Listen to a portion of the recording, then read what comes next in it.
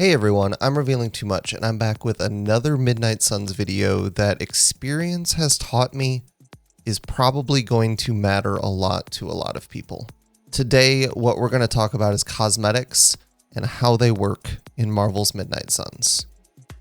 This isn't the only video I'm making about this game, so if you want to see more, hear more of my thoughts, make sure you check out the playlist that's up on YouTube, because I've got a lot of videos there already and I've got a lot more coming. But for today, for this video, the only thing we're going to talk about is cosmetics. Now, like a lot of games, there seems to be two cosmetic systems in Midnight Suns. One is the set of earnable in-game cosmetics, and then the other is the set of marketplace cosmetics. Since the game is not really out at the time that I'm making this video, it's hard to talk about what we're going to see in the marketplace for cosmetics. My guess is the marketplace is going to contain a lot of high-profile costumes that people are going to want. But like I said, without the system up and running right now, it's honestly hard to tell. The other system is the one that I can talk about because it's in-game and it's something I can currently interact with, and that is the earnable in-game cosmetics. While you're playing Marvel's Midnight Suns, you have the opportunity to earn a currency called gloss. And when I say you have the opportunity, you earn it almost all of the time. I think every single mission you complete awards gloss, and I believe the more stars you get on your mission, the more gloss that you earn. You then take that gloss and you can use it to purchase things like upgrades to the Hunter's Room, upgrades to how the Abbey looks. In particular, if you see a painting on a wall and you want to replace it, you take that painting down for a little bit of gloss and then you can put new art up in that frame. And probably most important for players, you can use gloss to purchase new costumes, new looks, new colorways for your heroes. The Hunter probably has the most cosmetics that you can unlock, and that makes sense because, like we previously talked about before, Firaxis wants you to play as the Hunter, or at least wants to encourage you to play as the Hunter, but all of the other heroes also have cosmetics to unlock. In my experience, the way earnable cosmetics works right now is you unlock the pattern for a new costume or a new cosmetic item through something like a friendship level up or a hangout or an arcane chest, which is a chest that you can find around the Abbey and use a special key on to unlock.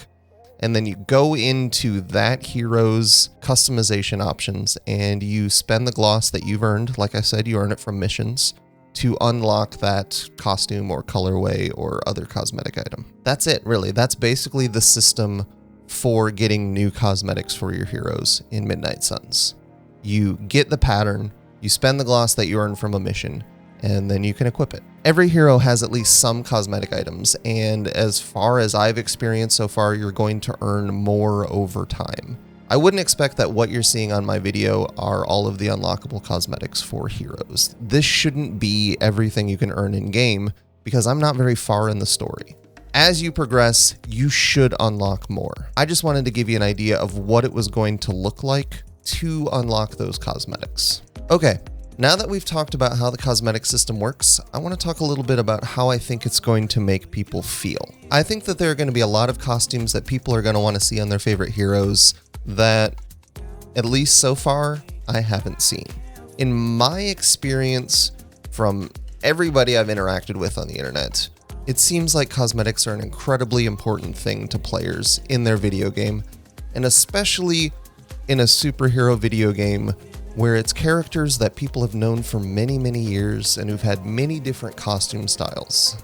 Everybody has their favorite choice, and everybody, when they pick up a game like this, wants to put their hero in their favorite choice of costume. From what I've seen so far, I don't think the game has the endless customization options that I think people are going to be looking for. I think that for a person who is sort of into cosmetics, enjoys them but doesn't need them, I think the game has plenty of customization options. You can choose a lot of different costumes, a lot of different colorways, and as you play the game, you unlock more. And I think for a lot of people, it's going to be enough. But like I said, I know that there are people who really, really care about this stuff. And from what I've unlocked so far, I have a feeling that I think they're going to want more customization. Maybe the plan is for the marketplace to fill in those gaps for those costumes that I'm not seeing yet. Or maybe as I progress further in the game, I'm going to see those costumes unlock. I can't say that for sure. But from what I've experienced of the game so far, I would say there's enough customization options to make a lot of people happy, but not enough to make everyone happy. Whether or not a game can ever have enough customization options to make everyone happy is a completely different story, I suppose. And if it wasn't clear, I think the cosmetic system is fine. What's in the game works for me, and I think it'll work for a lot of people. But I think there will be some people who will be looking for more cosmetics than I've seen in the game so far. I hope this has been helpful. I hope this has answered some questions about how the cosmetic system works and what I think people will think about it. Make sure to check out the playlist of my other videos for Midnight Suns, and thank you so much for watching.